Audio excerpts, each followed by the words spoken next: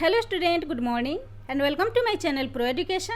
तो आज 11 अगस्त और मैं लेकर आई हूँ आज के करंट अफेयर का मोस्ट इम्पोर्टेंट क्वेश्चन, जो बहुत ही सिलेक्टिव क्वेश्चन है और आने वाले सारे एग्जाम्स के लिए मोस्ट इम्पोर्टेंट है। तो प्लीज़ मेरे वीडियो को लाइक कर दीजिएगा, शेयर कर दीजिएगा और मेरे चैनल को सब्सक्राइब कर लीजिएगा और बेल आइकन प्रेस कर लीजिएगा ताकि आने वाले वीडियो का नोटिफिकेशन आपको मिल सके।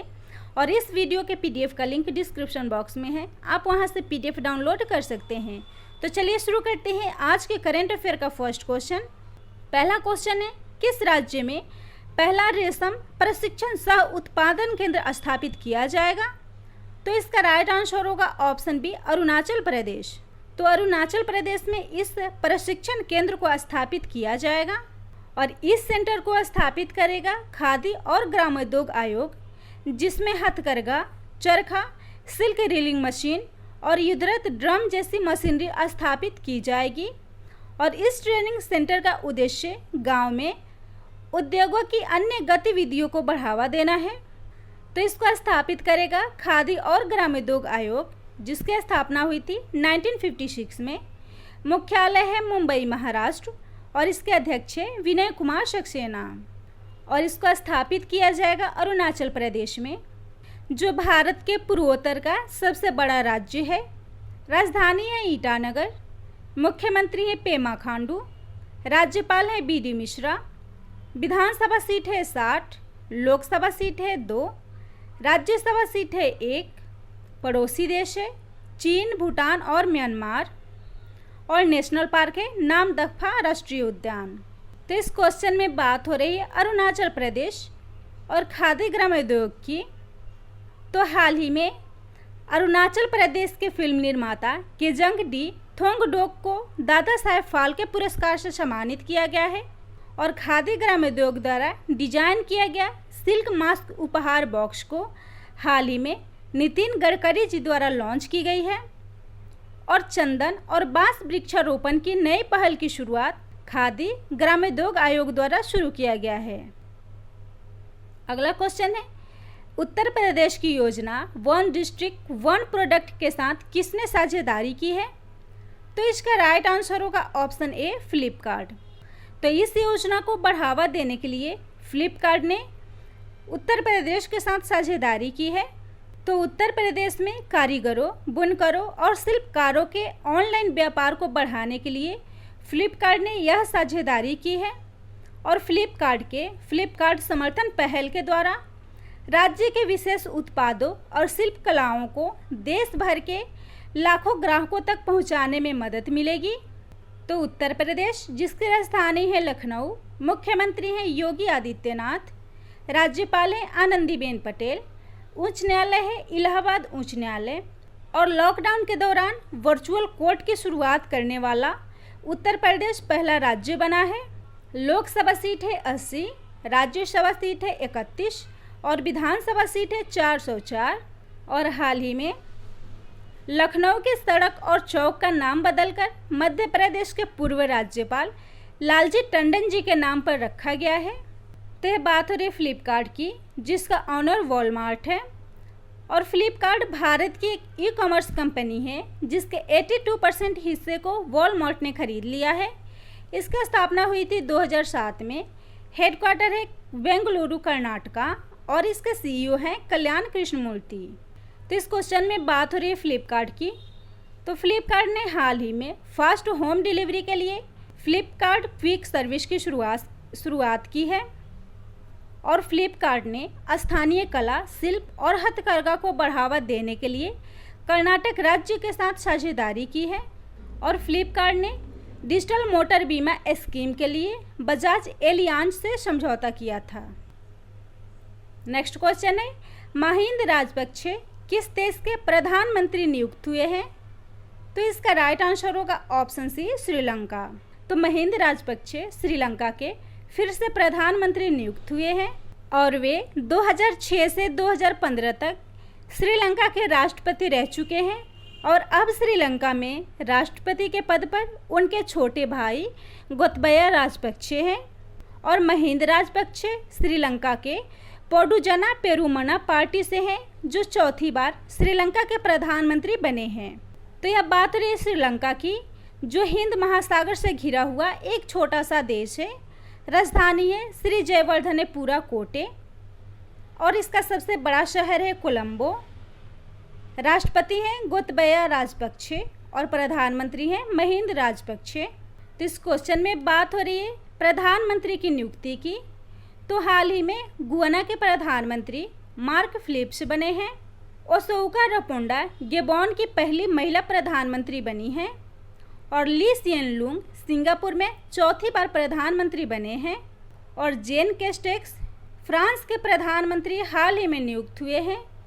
हिमेज मचीची ट्यूनीशिया के प्रधानमंत्री बने हैं और हमीद बकायोको आइवरी कोस्ट के प्रधानमंत्री नियुक्त हुए हैं। अगला क्वेश्चन है गंदगी मुक्त भारत अभियान को किसने लॉन्च किया है? तो इसका राइट आंसर होगा ऑप्शन बी नरेंद्र मोदी। तो भारत के प्रधानमंत्री नरेंद्र मोदी जी के द्वारा गंदगी मुक्त अभियान को शुरू किया गया है और स्वतंत्रता दिवस के उपलक्ष्य में एक सप्ताह के लिए इस अभियान को शुरू किया गया है, जो 15 अगस्त तक प्रत्येक दिन शहरी और ग्रामीण क्षेत्रों में स्वच्छता के लिए जन शिक्षा को फिर से लागू करने के लिए विशेष स्वच्छता पहल होगी। इसके साथ ही प्रधानमंत्री के द्वारा राजघाट स्थित गांधी स्मृति में स्वच्छ भारत मिशन के तहत स्वच्छता केंद्र का उद्घाटन किया गया है। तो इस क्वेश्चन के साथ ही इस क्वेश्चन में दिए गए बाकी ऑप्शन को भी डिफाइन कर लेते हैं। तो इस क्वेश्चन का फर्स्ट ऑप्शन है नितिन गडकरी, जिन्होंने हाल ही में खादी ग्रामोद्योग अभियान के तहत खादी अगरबत्ती आत्मनिर्भर मिशन को लॉन्च किया है। निर्मला सीतारमण, जो हमारी वित्त मंत्री हैं और इन्होंने G20 समिट और एशियन इंफ्रास्ट्रक्चर इन्वेस्टमेंट बैंक के गवर्नर्स बैठक में भारत का प्रतिनिधित्व किया था। और स्मृति ईरानी ने हाल ही में द स्वच्छ भारत रिवॉल्यूशन पुस्तक को लॉन्च किया है। अगला क्वेश्चन है सोनल वी मिश्रा किस अर्धसैनिक बल की इंस्पेक्टर जनरल नियुक्त हुई हैं? तो इसका राइट आंसर होगा ऑप्शन ए CRPF। तो सोनल वी मिश्रा CRPF की इंस्पेक्टर जनरल बनी हैं और सोनल वी मिश्रा 1998 बैच की IPS अधिकारी हैं, जिन्हें केंद्रीय गृह मंत्रालय के द्वारा CRPF में IG यानी कि इंस्पेक्टर जनरल नियुक्त किया गया है और वे वर्तमान में केंद्रीय पुलिस बल में उप महानिरीक्षक यानी कि डिप्टी इंस्पेक्टर जनरल के रूप में कार्यरत थी और हाल ही में केंद्रीय प्रतिनियुक्ति यानी कि डिप्टेशन के आधार पर PS रानीपसे को CRPF का IG यानी कि महानिरीक्षक नियुक्त किया गया है। तो यह बात हो रही है CRPF की, जिसका फुल फॉर्म होता है सेंट्रल रिजर्व पुलिस फोर्स। इसकी स्थापना 27 जुलाई 1939 में नीमच में किया गया था। इसका पुराना नाम क्राउन रिप्रेजेंटेटिव पुलिस था और इसका मुख्यालय नई दिल्ली है। अध्यक्ष है AP माहेश्वरी और इसका मोटो है सेवा और निष्ठा। और हाल ही में 9 अप्रैल को CRPF का 54वां शौर्य दिवस मनाया गया है। अगला क्वेश्चन है महिला एवं किशोरी सम्मान योजना और मुख्यमंत्री दूध उपहार योजना को किस राज्य में शुरू किया गया है? तो इसका राइट आंसर होगा ऑप्शन डी हरियाणा। तो इन दोनों योजनाओं को हरियाणा में शुरू किया गया है और महिला एवं किशोरी सम्मान योजना, इस योजना के अंतर्गत राज्य के 22 लाख BPL महिलाओं को निःशुल्क सैनिटरी नैपकिन दिए जाएंगे और साथ ही उनमें मासिक धर्म और स्वास्थ्य के प्रति जागरूकता बढ़ाई जाएगी। और मुख्यमंत्री दूध उपहार योजना, इस योजना के तहत सभी आंगनबाड़ियों में बच्चों और गर्भवती महिलाओं को पूरक पोषाहार और सप्ताह के 6 दिन फोर्टिफाइड मीठा सुगंधित दूध दिए जाएंगे। तो यह बात हो रही है हरियाणा की। राजधानी है चंडीगढ़। मुख्यमंत्री है मनोहर लाल खट्टर। राज्यपाल है सत्यदेव नारायण आर्य। राजभाषा है हरियाणवी, हिंदी और पंजाबी। हाई कोर्ट है चंडीगढ़ और मुख्य न्यायाधीश है रविशंकर झा। और हरियाणा में हाल ही में लॉन्च कुछ योजनाएं हैं, जैसे मेरा पानी मेरी विरासत योजना, परिवार पहचान पत्र अभियान, किसान मित्र योजना और ई सचिवालय पोर्टल। और खेलो इंडिया यूथ गेम्स का चौथा संस्करण हरियाणा में आयोजित किया जाएगा। और विश्व की पहली विद्युतकृत कंटेनर सुरंग हरियाणा में बन रही है। और वृक्षारोपण के लिए हाल ही में हरियाणा में एरियल सीडिंग तकनीक शुरू की गई है। नेक्स्ट क्वेश्चन है, किस देश में पर्यावरणीय आपातकालीन स्थिति की घोषणा की गई है? तो इसका राइट आंसर होगा ऑप्शन बी, मॉरिशस। तो मॉरिशस में हाल ही में पर्यावरणीय आपातकालीन की घोषणा की गई है। मॉरिशस देश के तट पर फंसे जापानी जहाज में रखे कई टन ईंधन के कारण जहाज के निचले हिस्से में रिसाव होने के कारण आपातकालीन की घोषणा की गई है। और इस जहाज का नाम MV वकाशियो है, जिसके कारण हिंद महासागर के चारों ओर आपदा की स्थिति उत्पन्न हो गई है। और इसी के साथ इसे मॉरिशस के सबसे भयानक परिस्थिति संकटों में से एक माना जा रहा है, जिसे जापानी बल्थोक कैरियर का नाम दिया गया है। तो यह बात हो रही है मॉरिशस की। राजधानी है पोर्ट लुइस, राष्ट्रपति है पृथ्वीराज सिंह रूपून, प्रधानमंत्री है प्रविंद जुगनाथ और करेंसी है मॉरिशियन रुपया। अगला क्वेश्चन है, प्रेम भाटिया पुरस्कार 2020 से किसे सम्मानित किया गया है? तो इसका राइट आंसर होगा ऑप्शन ए, दीपांकर घोष। तो प्रेम भाटिया पुरस्कार से दीपांकर घोष को सम्मानित किया गया है।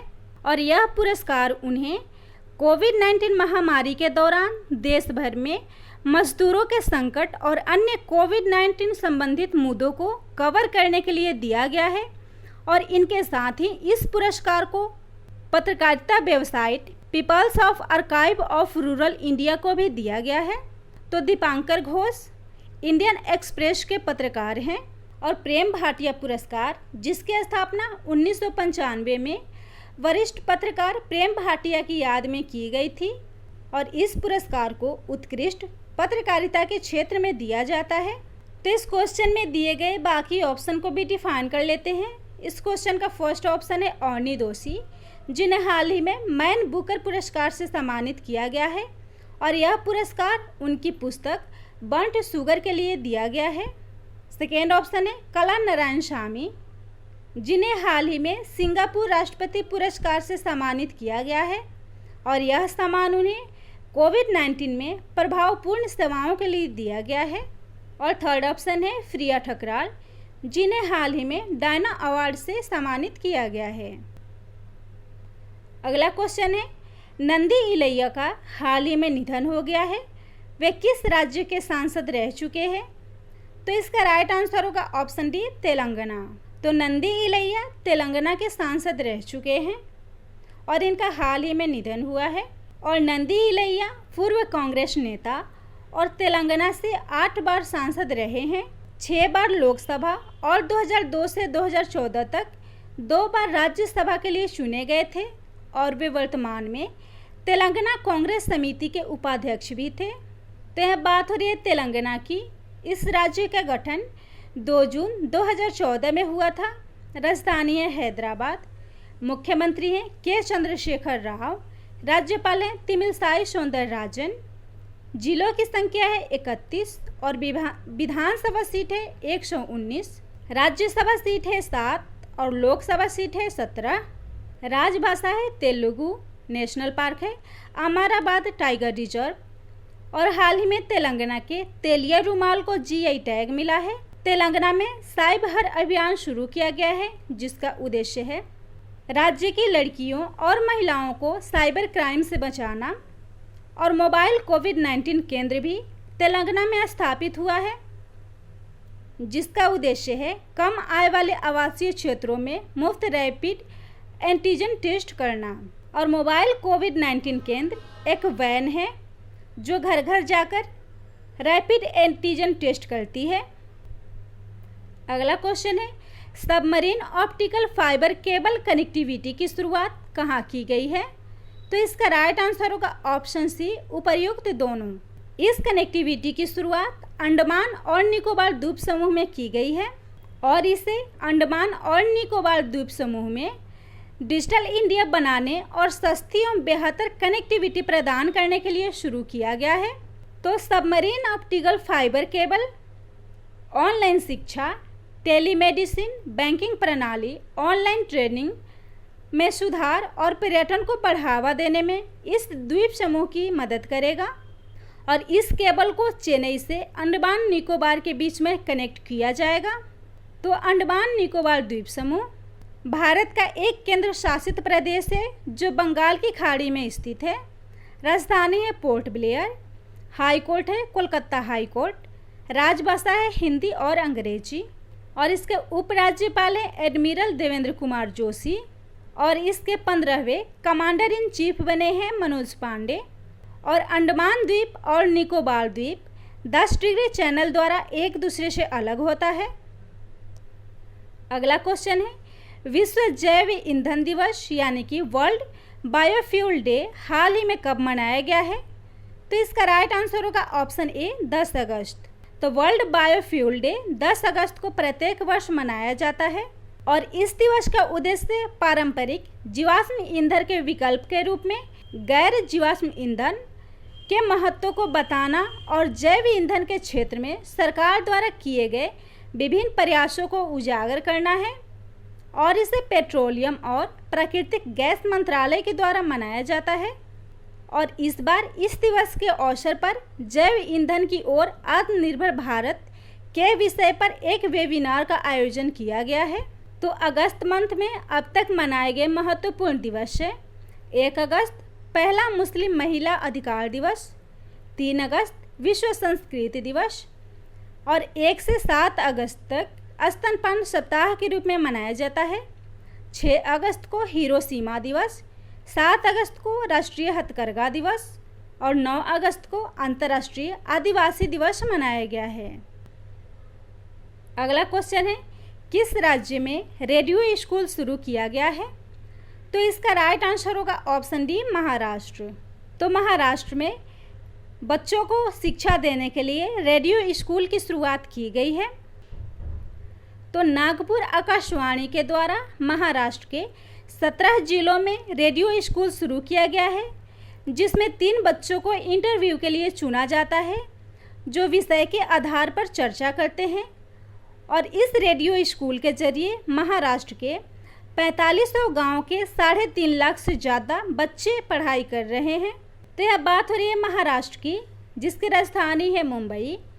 मुख्यमंत्री हैं उद्धव ठाकरे, राज्यपाल हैं भगत सिंह कोश्यारी, लोकसभा सीट है 48, राज्यसभा सीट है 19 और विधानसभा सीट है 288। और महाराष्ट्र में एयर एंटी ऐप को शुरू किया गया है, विश्वास अभियान, जिसका उद्देश्य है पुलिस और आदिवासी जनजातियों के बीच में संपर्क को बनाए रखना। विश्व का सबसे बड़ा प्लाज्मा थेरेपी टेस्टिंग को भी मुंबई में शुरू किया गया है। और बाढ़ चेतावनी सिस्टम iFlows भी मुंबई में लॉन्च हुआ है और महाजॉब पोर्टल भी मुंबई में शुरू किया गया है। तो इस क्वेश्चन में बात हो रही है महाराष्ट्र में ऑनलाइन शिक्षा की। तो महाराष्ट्र ने ऑनलाइन शिक्षा के लिए गूगल के साथ साझेदारी की है और गूगल महाराष्ट्र में ऑनलाइन शिक्षा प्रदान करने के लिए गूगल क्लासरूम और जी सूट प्रोवाइड कराएगा। अगला क्वेश्चन है, किस राज्य में मेरा तिरंगा मेरा गौरव अभियान शुरू किया गया है?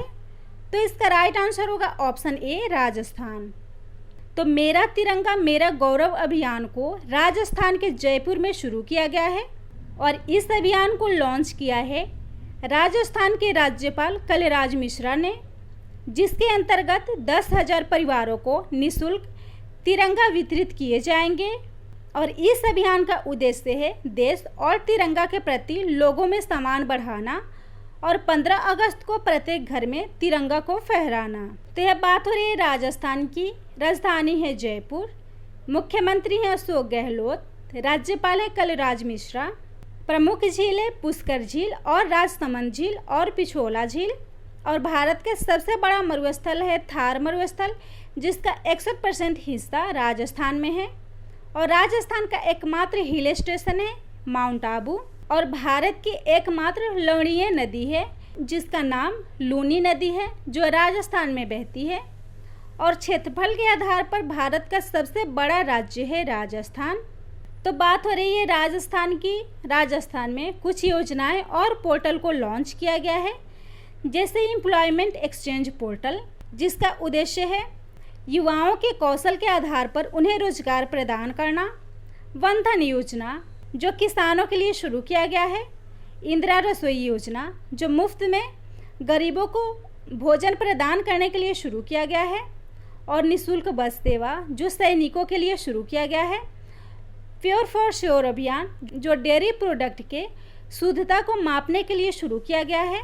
और वन स्टॉप शॉप योजना को राजस्थान में व्यावसायिक समुदायों के लिए शुरू किया गया है।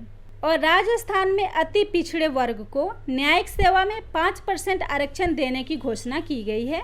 तो अगर मेरा वीडियो आप लोग को अच्छा लगता हो तो प्लीज़ मेरे चैनल को लाइक कर दीजिएगा, शेयर कर दीजिएगा और सब्सक्राइब कर लीजिएगा और बेल आइकन प्रेस कर लीजिएगा ताकि आने वाले वीडियो का नोटिफिकेशन आपको मिल सके।